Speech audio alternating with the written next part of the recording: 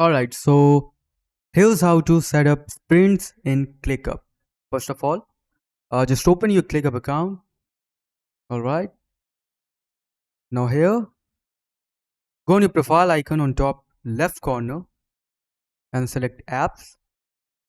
Now just go on the search bar and here type sprint. Okay, listen, click this one, sprint, and make sure you have enabled this option. I've already enabled this. You can also select your sprint enabled on whichever workspace you want. Alright, let's go back and now just click on this plus icon on your space and here it is. Just click on it, sprint folder, give it a name. Now you can select time estimates, custom field or sprint point. I'll go with time estimates. Now you can select day from here. So Tuesday would be nice. And duration of weeks. So I'll go with 4 weeks, like 1 month. Alright, now click on next. And you can enable these automations if you have business plan. So just click on create. Now as you can see, sprint is created. Okay. Now you can add tasks to sprint. Just click on add task on top right corner. Add it.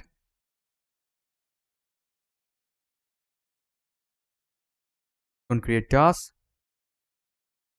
Now you can add assignees, set priorities as urgent, high or normal. You can also track time like this.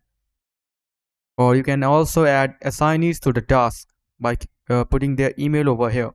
Just invite them by clicking, putting their email over here.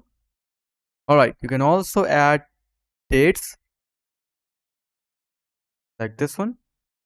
Now if you want to add some new filters, just click on this customize on top right corner and go to fields, and here are different type of field like date closed, date done, date updated, as you can see, like this one.